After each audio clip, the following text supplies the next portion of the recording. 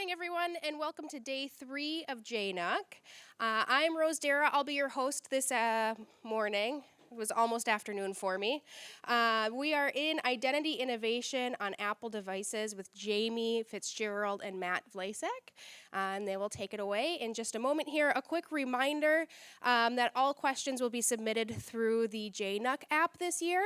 So any questions that come up during the session, please submit those through the app, and we will get to those during the Q&A session. Thank you. All right, thank you.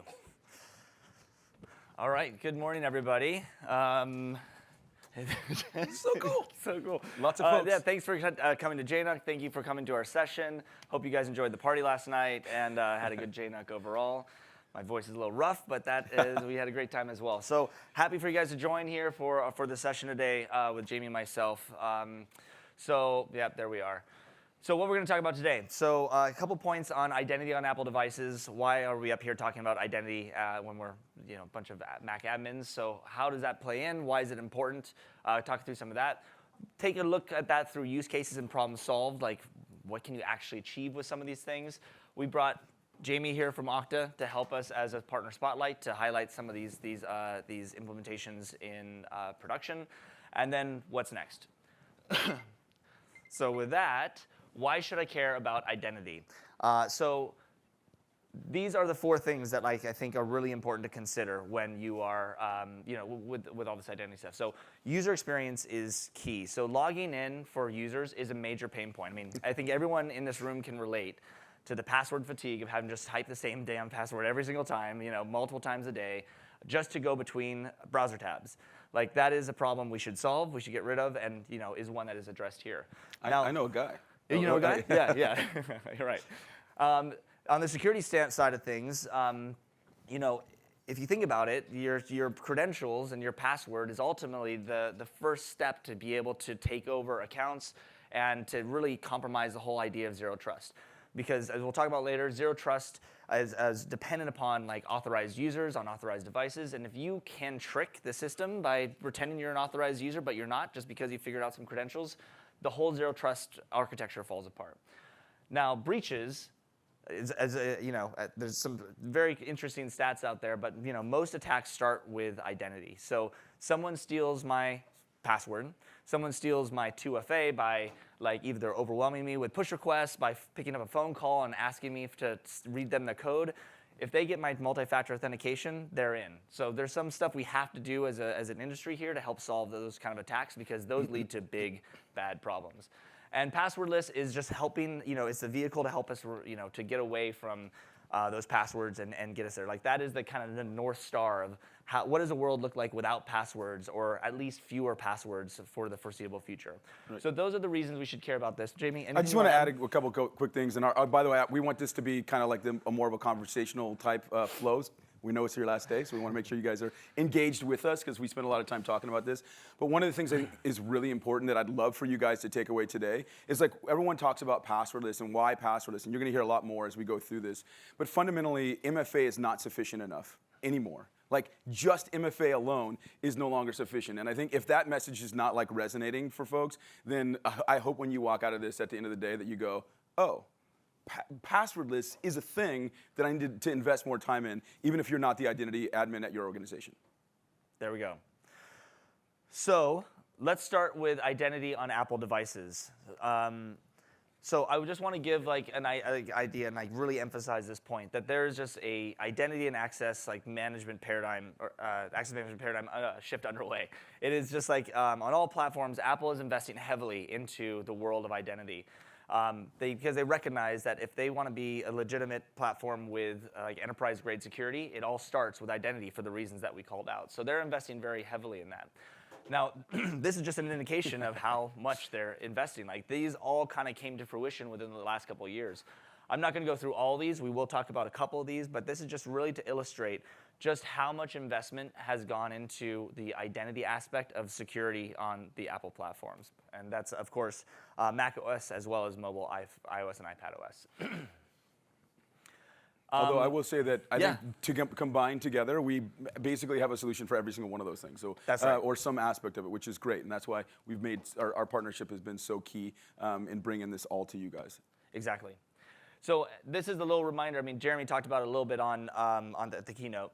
It's that, these are the kind of three kind of considerations and focuses you have whenever you need to make a new feature or you decide to build stuff for a market. They focus only on things that are in the middle. And that makes Apple very unique and sometimes maybe frustratingly slow in some capacity, but at the same time, they're doing it right because they really care about every one of those things and they don't compromise on UX or they don't compromise on privacy. They have to go through all the processes to make sure that they are landing features that land right in the middle of that Venn diagram because they want to make sure that not only are admins and the different departments happy with their products, but the user experience that you and I love about our phones and our Macs don't have an opportunity to get just destroyed through software that they enable on their platform. And just one quick thing before we get to we'll leave the pretty slide there. Yeah. But one thing I just want to mention about that is that I think that when you think about what we've been able to bring to market is really like both of our companies also 100% agree with that Venn diagram. That's and right. trying to lean in that middle aspect of where we can meet in the middle to not compromise. If you can, well, I love this quote that said that if you raise the security bar too high, then your own people will try to go around you, right? That's right. And if I can make your security experience as seamless as possible, you're raising the bar, and your folks are going to want that experience because that's what they're used to on their phone. Apple told us that before they turned on Face ID, that 90% of people didn't have a passcode on their phone. That's the delta in terms of what we can do when it comes to security and usability. Yep. And I mean, it's one of these, as we'll get to, this is one of those rare opportunities where you have a better user experience, but better security outcomes. And it's a really weird, usually those are diametrically opposed, but in this case, you get both. So in this session, I'm not going to dive into some of the details about Apple's different technologies. We talk about them at a little bit of a higher level, but if you go to this session, there's a bit about, these two guys talking about some of the stuff we're talking about today. We go a little bit deeper on some of those items, but also you can get a different overview from Apple about their views and some of the other identity things they did as of April of this year. So I kind of mentioned it at the top, but you've heard about trusted access this week, quite a bit. And I mean, if this hasn't been shoved in your heads yet, the whole idea is only authorized users on enrolled devices that are secure and compliant can access sensitive data. It really comes down to managing access to data on your endpoints and making sure that the right people on the right devices are able to get there and no one more and no one less. And so the point here, circled the authorized users bit because that's the very first line. If that part falls apart, the whole rest of the service goes away. So we're really going to focus on that kind of identity pillar of the trusted access stuff today. So when you think about that outcome, this trusted access outcome, we're really focusing on this specific element. Now, Jamf doesn't offer an IDP. That's why we have Okta here. There are other IDPs in the market that are used. We integrate to make sure that we have that complete experience with those IDPs to make sure it's still part of this overall outcome and framework. Okay, so kind of with that opening, let's take a look at the use cases and problems solved. So these are the four things we'll talk about. We're going to talk about single sign-on, macOS login, identity-based enrollments, and zero trust access. So first up, we have single sign-on. And so single sign-on is probably the most elementary aspect of all this, but also probably some of the most profound and the biggest opportunity to single sign-on means a bit something different to everyone, but on the Apple platform, it really is making it so you can log into your applications and your services on the web or on native apps just seamlessly, with one login, truly one login. And as we'll see here in a second, that could even include your biometrics and fewer passwords. So basically what happens, and from a high level, you have your user. They go and they log in. What happens is you install an IDP authenticator application, such as Okta Verify, and that has an extension that is bundled in with that. And whenever you try to do a login that ends up going to the identity provider, it invokes this extension locally on the device. And that extension will capture that login session and basically manage all the cookies and everything that's happening and the tokens to make sure that you don't end up having to re-log into every single thing. So what happens is you hit this extension, it invokes these different biometric capabilities based upon the platform. So Touch ID, Face ID, those sort of things. Now, once you validate that, or when you get to that part of the flow, the extension will reach out to its identity provider cloud.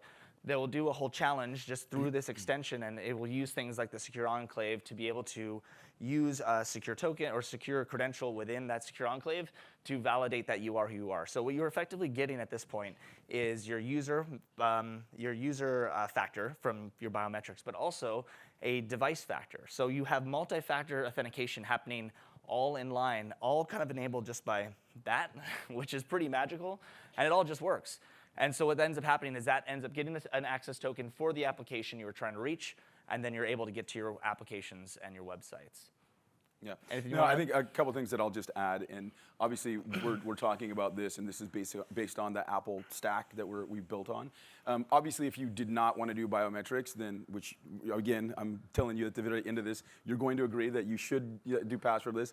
You're not able to get some of the same user experiences, but technically this would work if you did push, as an example, to get that same flow, because that thing in the middle, that key, is an Apple a component called the SSO extension, this single sign-on extension.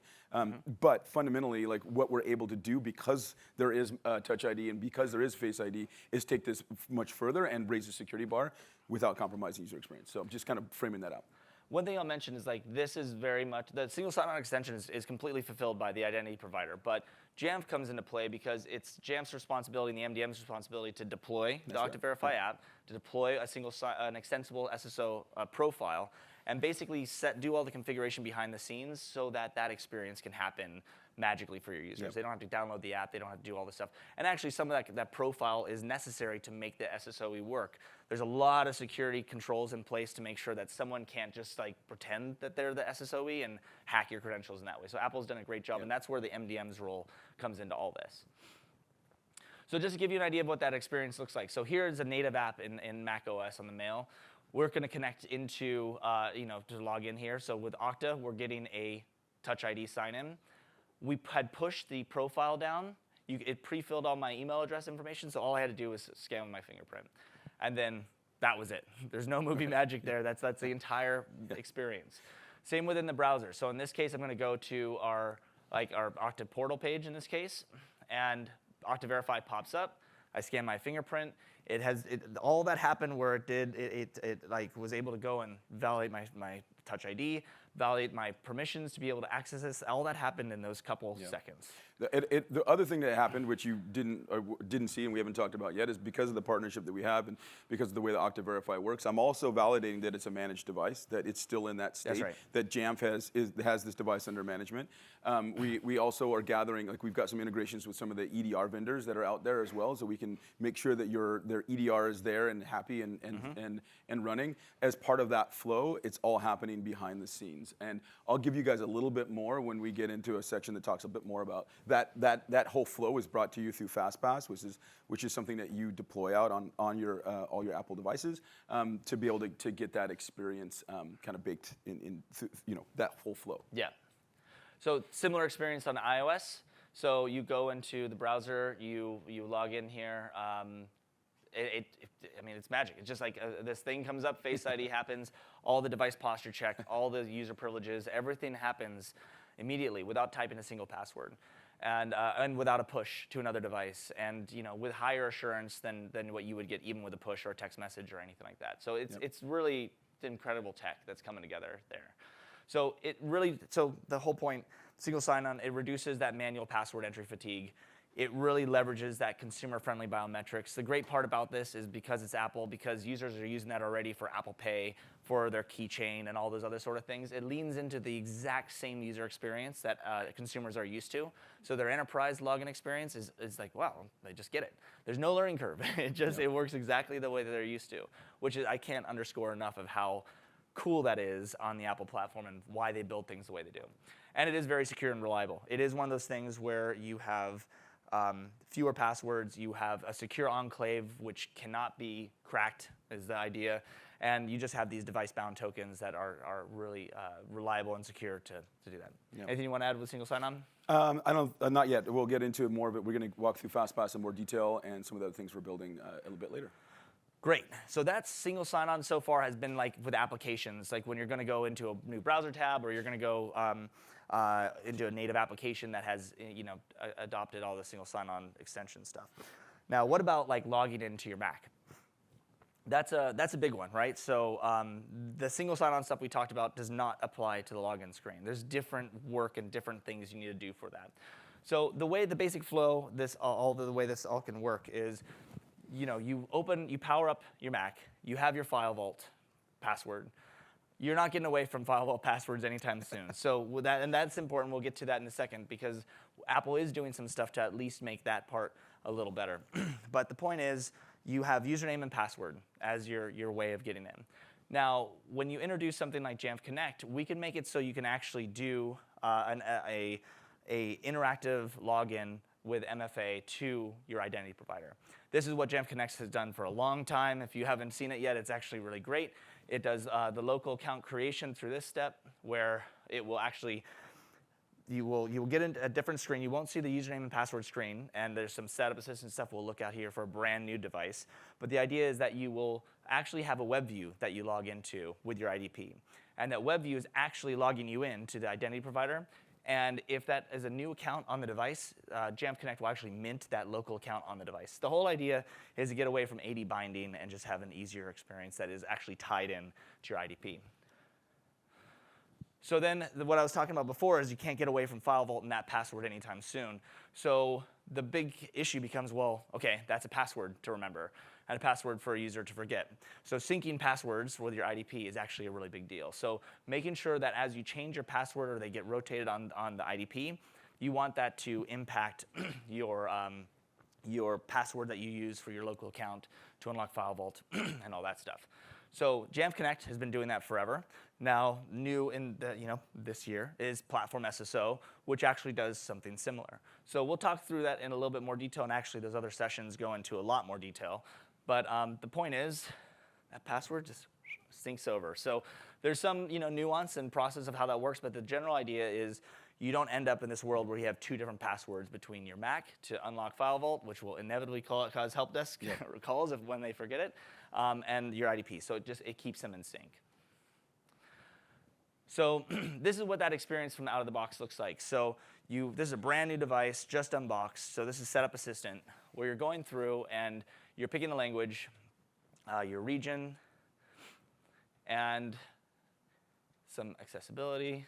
And then it's enrolling the device into remote management. Now, what you'll see through enrollment customization, you will see that we load a web view where we're able to kind of customize this whole initial onboarding experience. And you're able to put some TNCs up here and whatever, but then you're able to also log in to your IDP. So here you're just getting your sign in. In this case, it's to Azure. Sorry, Jamie. It's to Azure, and it's going in there where we're just using our username and password. That works out. We could have done a multi-factor push, and it will get you in here. And now we have some other things that we could show to help you with onboarding. This is all customizable stuff through Jamf Connect. But ultimately, that has now created, you've got the authentication token. You've gotten through MDM enrollment that way. But now what we're going to do through the rest of that process is we're actually going to install all the rest of our software, self-service, protect if you're licensed for it. So you have immediate endpoint protection and self-service capabilities. And we're going to create that account on the Mac using those IDP credentials. So right out of the box, that device has a local account that matches the username and password of your IDP, which is really powerful, really important, one of the main reasons people use Connect. And then if I want to go onto that same machine and have another user use it, they will actually, this is the new login. You can customize this login screen. So you actually get a screen where you're able to type in another set of user credentials, and it will actually go through and it will create a new account as well.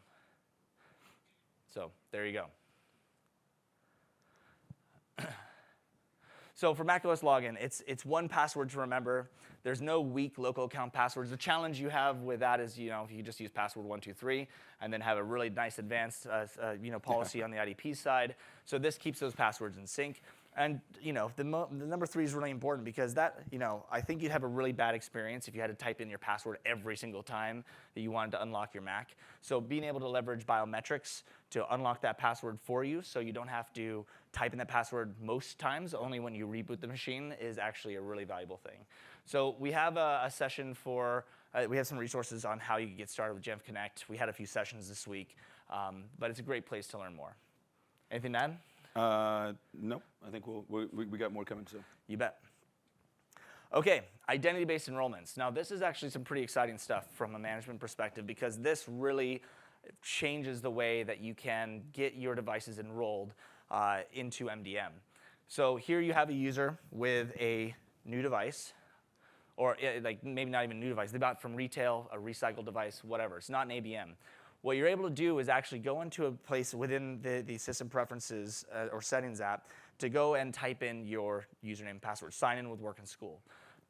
That will validate your credentials and actually steer you to the MDM that has been associated with your email address and your IDP. And basically, you will be able to then deploy an MDM profile to your device. So you have this complete identity-initiated flow to be able to get in there. So this was what we were talking about during the keynote, where you're not sending a link or an app or anything like that. Your instructions to the user are, hey, get your Mac, don't care where you got it from. Before you can access anything, you have to follow these steps. Go into settings, sign up with work and school, use your identity provider, and then it gets you in. So it's a super streamlined UX for onboarding. There's no more URLs or apps. So that's way more secure because a token or a URL can be intercepted. And this just puts identity right at the forefront of the whole enrollment process. So you are able to simply use your IDP to steer you into either a corporate, institutionally owned device enrollment or a BYO device enrollment. And what's new this year is the ability to do that on your Macs. And what's really cool is you can actually supervise those Macs when you do this process. So you don't have to go through ADE or ABM or AASM to be able to do that process through automatic device enrollment. This is another way to get a device into enrollment in a fully supervised way. Yeah, this is really exciting for a lot of folks, specifically like even on our Okta IT team. Matt and I were actually describing this, and one of the use cases that I thought resonated really well was maybe your normal path is the path that Matt just showed in the previous section, but someone's on travel, they lose their device, or there's some of these scenarios where like it's hard to solve these problems. This is going to completely change the game there, so that you can immediately get a device basically from the Apple store in Paris when you got your backpack stolen, and they can be productive in minutes, which is really exciting. And it all again comes back, as long as they have their phone, they can still authenticate through Okta Verify on your phone. You can still use that to onboard this flow even in an MFA fashion. Yeah, a lot of customers are also excited for global deployments where there's ADE is not available. This is a great way to get those devices onboarded and supervised. So it's yeah. Yes.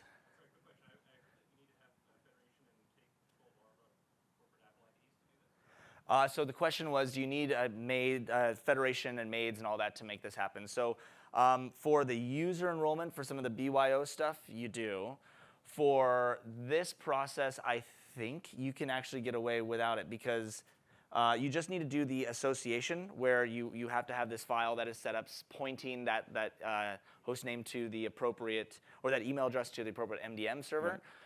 And then IDP, but I believe that only if you're doing some of the user enrollment stuff that's required. So yep. I can get back to you guys on that one. I think that's right. Cool, and so this is kind of what that experience looks like. Now this is coming soon, but this is like what Apple has introduced in their UIs. So you have the sign in with work or school account, you type in your username, you get the an Okta screen through a web view, you have a UI telling you, hey, you can't, this is gonna, you're creating this new partition, but it is gonna be fully managed by your organization. Nothing so be aware. You do that, it pushes the MDM profile down, and now you're there. So let's see, that actually it looks like a managed Apple ID. So maybe some of the managed Apple ID stuff has to be, I think there's some options there. This is brand new stuff compared to the user enrollment stuff. So we can get back to you on that one. And this one is definitely for user enrollment. This one does require manage Apple IDs and federation. So this is where I'm logging in with my email address. I have this prompt to say allow remote management. Now in this case, it's a BYO flow where user enrollment is on there. And so this is actually using something called Enrollment Single Sign-On, where it's actually downloading Okta Verify app first from the App Store, which is really cool.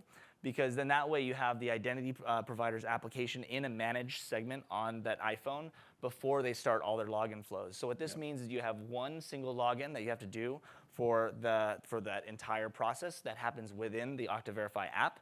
It sets up all that single sign-on extension. So as soon as you're done with this, and as soon as you start interacting with all of your managed applications, your login just is automatic. All that great Touch ID or Face ID user experience just starts to work.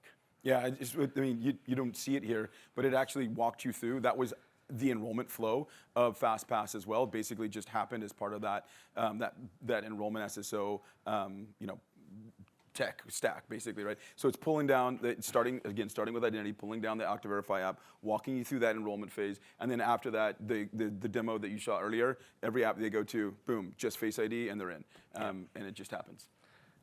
Yep, and you can see the full flow in some of those videos that we referenced. We do a full visualization of that there.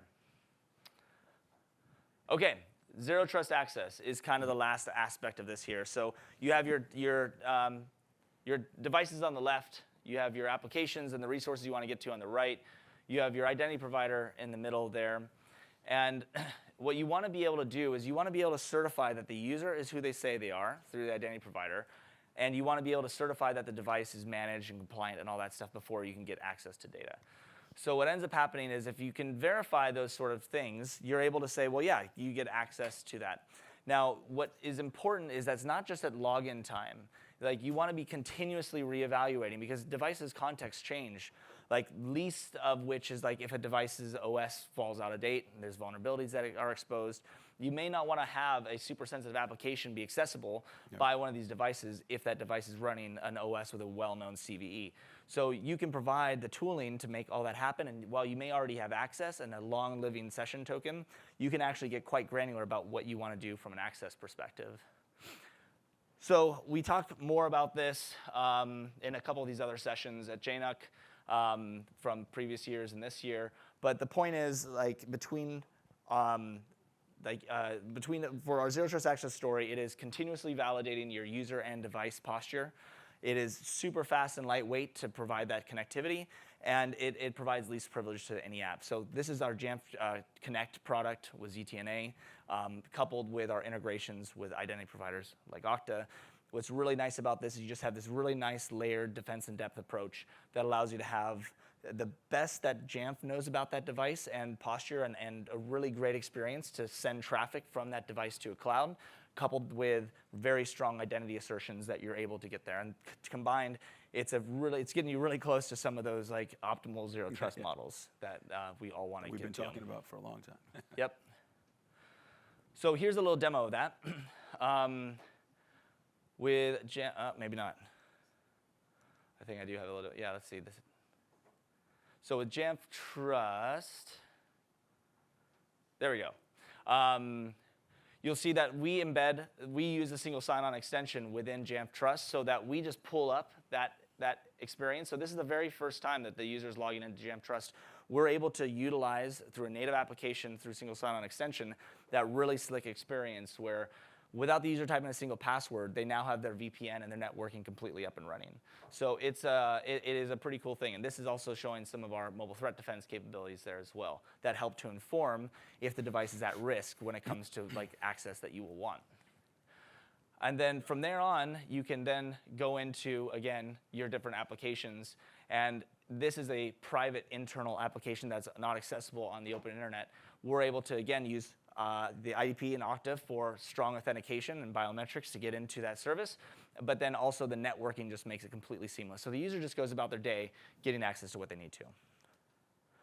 Okay, with that, I'm going to hand it over to Jamie for a little bit. All right, yeah. It's a little spotlight of how they have implemented this stuff and how you can get your hands on it. Yeah, I appreciate you guys having the opportunity to come do this. So I want to talk to you guys about a couple different things. Let's see, is it going to work? There, it's going to work. Okay, cool. So obviously you guys heard about FastPass. I think one of the things that you saw the experience, Matt walked us through it. I think it's obviously smooth and the experience that you're used to on just using any other Apple device. I think one thing that I didn't call out before, but I want to talk about quickly here, is that one of the cool things that we're able to do with Okta Verify and FastPass specifically is that SSO experience that Matt walked you through and just explained is the way that SSOs worked for some time, right? You get your SSO token, and then every app that you have access to, you don't have to re-auth. That's the benefit. One of the things we're able to do with FastPass that we didn't highlight before is that on every subsequent app access, even without user interaction, we're also gathering all that same information about the device. So we're gathering, because we know that we're there, we know that we were installed, and we're the ones who minted the token itself, we can say that every single app that you try to access after that, we still guarantee that it's on the same device, it's still managed from Jamf, all the same integrations that we've had with EDR vendors, et cetera, is double-checked completely silently. So it kind of really changed the game when it came to SSO. Behind the scenes, every app access now has kind of MFA'd behind the scenes without a user doing anything. And we can't do that with other authenticators. I want you guys to go passwordless. Even if you go WebAuthn and YubiKey, great. If the one benefit we're able to offer here is this higher security bar on every single app, again, cannot be done without us knowing that or forcing the user to go through another authentication flow. So that's a pretty cool benefit that we have with FastPass. But I also want to talk about Platform SSO and something at Okta we're calling Okta Device Access. So again, Matt and I've been partnering on obviously you guys saw us at the IT Tech Camp talking about Platform SSO. And so when we've kind of like built this out, I'm going to walk you guys through what this actually looks like. But we'll walk through the unboxing experience, but you're going to basically walk out of this, and I'll kind of show you guys where FastPass comes in, how Platform SSO flows work, and kind of give you guys highlights of the benefits. So let's go through the experience. You get your new device. Again, once that happens, we're going to walk you through that flow. Again, same setup experience that you saw before. This one will be slightly different because we're going to show how the Platform SSO flow works. Again, automatically enrolling you into MDM is part of the flow that we're able to do with the custom onboarding experiences. What happens from there? Obviously, your enrollment customization will bring up your Okta sign-in widget. You can even force MFA. So now, again, you can force push in this flow. You can also, just so you guys know, again, we're pushing passwordless, and I'm going to get to that when we get to the rest of the flow. But as part of the onboarding setup, I can't, right? Because you're not onboarded on that device yet. But what we can do is if that push comes to your device, you can enforce that you can only accept that push if you provide biometrics on that device. So you can force that Face ID happens just to accept that push as part of this flow as well. So it's not exactly phishing resistant in that flow, but it's really raising the bar when it comes to just MFA, avoiding MFA fatigue. So from there, again, user creates this local account. This is the user could call themselves Cool Guy 42, and password is Fluffy Bunny, or password 123, as we all know. But obviously, we're going to show what that looks like and how that changes. But now, once they've logged in, they're going to get this little pop-up, and now this is Okta Verify that's actually walking you through this. It says, hey, one less password to remember. Because one of the cool things with the Platform SSO is we do that password sync. So again, this is a brand new device, so they haven't set up FastPass, they haven't set up anything. So we're walking through that flow right now. Just so you know, if you already had FastPass deployed, you literally just touch ID, and this whole process is done. This is actually the enrollment flow of FastPass that we're kicking off. So it's, again, remember that password is password 123 or Fluffy Bunny. You got to plug that in one last time. And then the last thing you have to do, which it left me for some reason, was that it also showed you that there's one last time you plug in the current IDP password and you're in. So I don't know what happened, but it's okay. We're rolling with it. Trust me, that's what happened next. And we won't walk you through. That's okay. So what do you get from that? So just with Platform SSO, you now are able to have your password sync between the IDP and the local device account. And obviously that's important for complexity requirements, removing the sticky note that says password 123, or very simple based passwords. This is again stepping up the bar there. But one thing that Matt mentioned before, which is important, is that even though the IDP password is now synced to the local device, it doesn't mean that you can no longer use Touch ID or unlock with Apple Watch. You still can. It's just that whenever you have to like unlock the file vault, you're now using your IDP password to do that. But then the rest of your day and the rest of your flows that you're used to just continue to work as normal. The one thing I get asked about a lot is like, well, isn't that what Jamf Connect does to some extent with a password sync? It's like, yeah, it does. That is something that Apple is bringing native to the platform, which is awesome. Now, what you notice there is that the user had the opportunity in a purely non-Jamf Connect world, they were able to mint the account however they wanted. Like they could use whatever username they wanted. They could have a password that was not compliant for some period of time until they opt into that thing.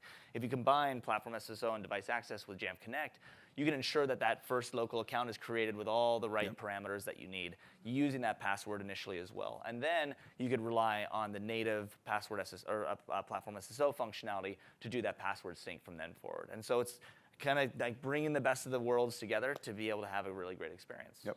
So let's see what that experience looks like on a day-to-day. So again, in this case, the user just either Touch ID'd because the syncing happened behind the scenes. But again, as we talked about, that also was enrolling them in the FastPass. So I think you've already seen this experience through the other demo, but I want to just kind of highlight a couple things that we think were important as part of this flow. So you're seeing that it works with both web-based apps as well as native apps, the same exact experience with FastPass. One thing that I want to call out is that like SSO from the desktop, which is kind of like the Platform SSO namesake, what it is able to offer is that when you log in from the screen, that your password would be able to theoretically, SSO you into other apps. But hopefully you guys are not using just passwords to allow access to any apps. That's why we thought it was really important to land with FastPass and enable that experience that we're showing, so that there's no pain on your end users. Again, the experience is there, but now all the app access that you're offering is phishing resistant and has the higher security bar and so now once you've gone through this, now you're SSO'd. So if I go to the next app, you're in, right? Again, behind the scenes, Okta Verify is providing all the information about that device on every app access, but it's not requiring you to re-authenticate, retype in your password or anything like that. So just making sure that was clear as we go through that. Cool? All right. So I just, I talked about phishing resistance, and I think that for me, this was a confusion thing for if you don't live in identity land every single day, like, just want to kind of like level set on a couple things. Number one, everything Okta does is trying to resist phishing. I mean, just to be clear, we're trying to stop phishing all the time. When we talk about phishing resistant MFA, specifically what we're talking about, again, with FastPass or with WebAuthn and FIDO that you guys have heard of, it's trying to ensure that whenever someone's trying to access an app, it basically guarantees that the app that the device thinks it's trying to access is the same one that our server side is basically being authenticated to. And when you can do that, it ensures that there's no way that an adversary can spin up a fake site, host the Okta widget itself, and convince your users to log into that to steal tokens. That is the fundamental why. That is why this matters. That is why everyone should be very, very concerned about making sure that you're pushing towards phishing resistance. But at Okta, before we had FastPass, we still used, like passwords were still used in like 60% of auths. At Okta. It's been a while. So today, it's 99% of all auths are phishing resistant MFA driven, every single auth. And again, those few are some of these enrollment flows where you can't do it because you're not on the device. That's the ones that we're trying to track that number very, very specifically, because again, that's a really key bar for us to hold. The same thing with Jamf. They've rolled out FastPass through their organization. Matt demos it on his phone for us. It's been really cool to kind of show all these things working together. But I want to make sure this is my preaching moment. I will get off my soapbox now, but a very important part of this whole exercise. I mean, it's just so consequential, right? I mean, like there's big, breaches that happen that start with this. So Yeah, go 100%. ahead. No, it's and I think the last I didn't, it's on the slide, but the other aspect that's important is that you can get this without Okta Verify. It's true, and I want to make sure that you guys all know that, because my number one takeaway is that you guys think about passwordless phishing resistant authentication. But the cool part about what you're able to get with FastPass specifically is that it's leveraging the biometrics on your Apple devices today, right? Of course, I know that many of you don't only have Apple devices in your environment. We also work on iOS, Android, and Windows as well, so that you can get that same experience across all those devices, and you don't have to go buy another token to get it. It's based on what's already on the platform. And again, also all the rest of the integrations with folks like Jamf. Yep. Cool.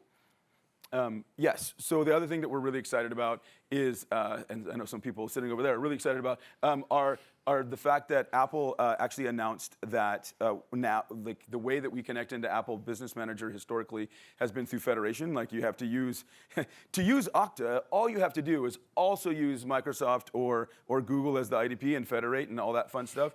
And Apple just announced that they're allowing us to have a direct integration. Woohoo! We finally made it, you guys. I'm just kidding. But we're excited about this. We actually got to be called out directly in the it says fall. It says fall. Yeah. Dang it! It's coming in Q4. That's our plan. This year, you'll be able to directly integrate with Okta on ABM. So we're excited about that. The only other thing I'll call out about it that they talked about on the stage is that not only are you going to get like your auth flows, OIDC and SCIM, you're also going to get the ability to have signal sharing, which means that if someone does, like, say, a credential reset, that signal will be sent directly to ABM, and it will log you out of any of your managed Apple ID devices for that user, which is a big deal, right? I mean, if there's a consequential security event, now that they'll be supporting that natively out of the box. So really excited for that to be coming soon. Cool. Right. So again, we're talking a bit more about this, and I think we have one more slide about this. But again, as we've talked about Platform SSO, Okta, we call it Okta Device Access. And again, just so that, again, I know who I'm talking to. So we also do some other things in device access that have to do, like, on a Windows device. Very similar story to where if you log in on the front screen to a Windows device, like, what about having Okta, that's your IDP, allow you to do that MFA to Okta? We're able to do that as well as through our Okta device access.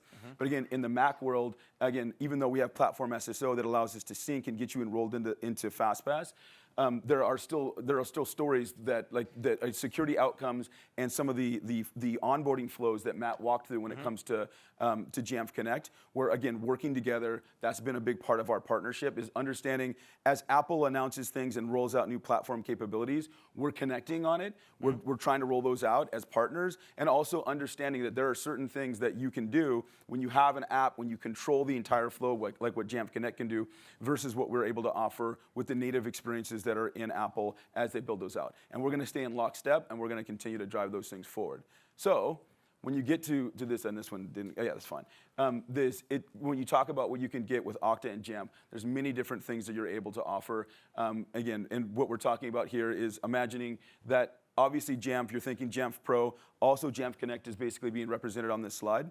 On the Okta side, we're talking about our normal, AMFA, like our normal AMFA skewing. But when you add in the ability to have this Okta device access, again, gives us this ability to have the password sync, and it also offers MFA from the desktop login. So again, your password is used to unlock File Vault, but then Okta can be basically foreground as a secondary auth to get into that device, kind of basically forcing that even if your password was, because it's still required for desktop login, you can still force an MFA factor.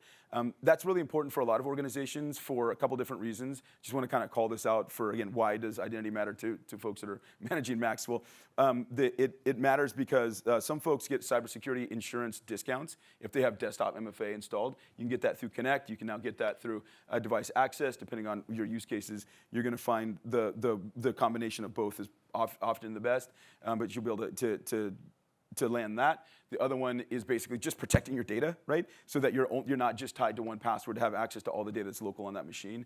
And then we also have to support online and offline scenarios. So if you're on the plane and you're going home from this event, you can still log in your device, even if we're forcing you to do MFA. You can type in a code, and that type of thing all works as well. Yeah.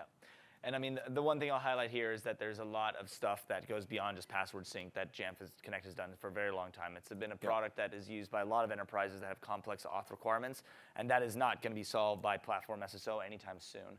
So keeping these items like in mind, and building using Connect and the Okta and Platform SSO is definitely how we see these things going for at least the next couple of years. Cool. All right, I think we're in the home stretch here, right? We're in the home stretch, yeah. This step-by-step instructions on exactly how to do all this. Feel free to follow this QR code and get you going there. Yep. I'm pausing for dramatic pause. Yeah, QR code reading. Yeah, all no, that good stuff, this right? is great if you we really go through the consoles. It's a deep dive of how you actually go through and set all the stuff we just talked about up. So give it a look. Cool. Yeah, I recognize that voice. Okay, yeah, so Awesome. Yeah, go ahead.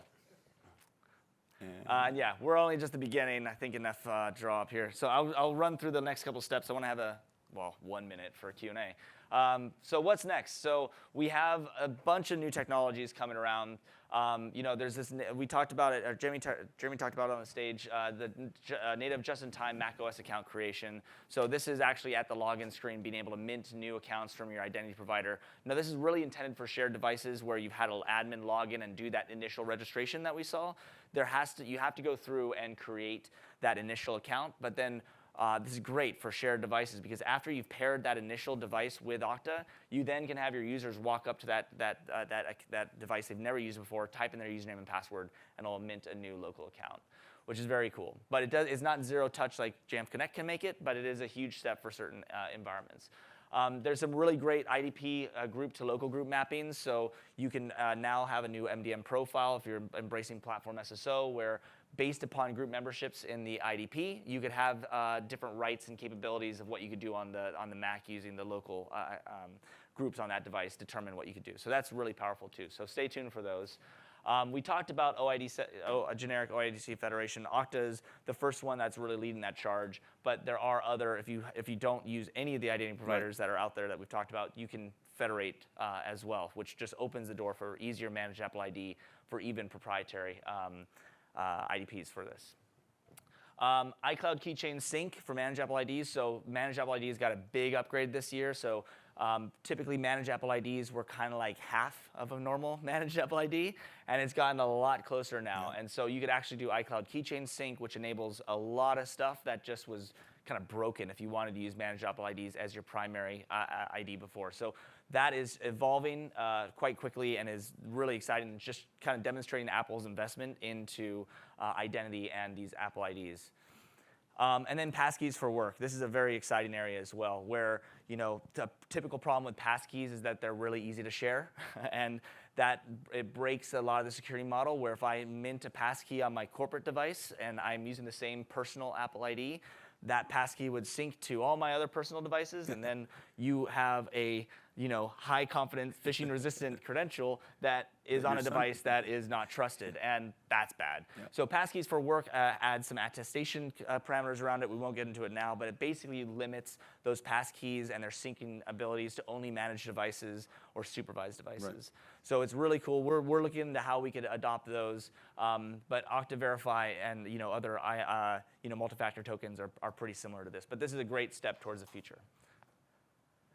So I think that's it. I mean, we are on there's a new era coming of identity. If we couldn't say it enough, we couldn't get enough words out in 45 minutes here. But it is a lot happening here, and stay tuned because we have a lot more to share about this. And if anybody is going to Octane, which is our user conference, it's on a week and a half. One last thing that I'll give a teaser to, because it's a big deal. Like, we've been working really hard on another integration that has to do with Jamf and Okta when it comes to all the security aspects that Heath talked about. And what they're able to do, making sure that Okta is aware of anything that's been detected or any issues that have been found on the Jamf side, Jamf Product Protect, et cetera, as well as the rest of even Jamf Pro, can now be sent to Okta in a real-time fashion, and actions will be there. That's the most generic way I can possibly explain what we're doing. I'm really excited about it. It's going to be a big part of our Octane announcements, so stay tuned for that. And if you don't get a chance to go to Octane and you want to hear more about it afterwards, trust me, there'll be plenty of information out there coming in just a few weeks. Okay, thank you all. So I think we'll do, Thanks, everybody. If you need to scoot to the next session, please feel free. We'll stick around. That was my one more thing. That was your one more thing? Yeah. It was very good. Yeah, we'll do a few minutes for questions, maybe just here at the side. Yeah. I think we got to clear the room. So yeah, thank you. We'll be over here. Cool.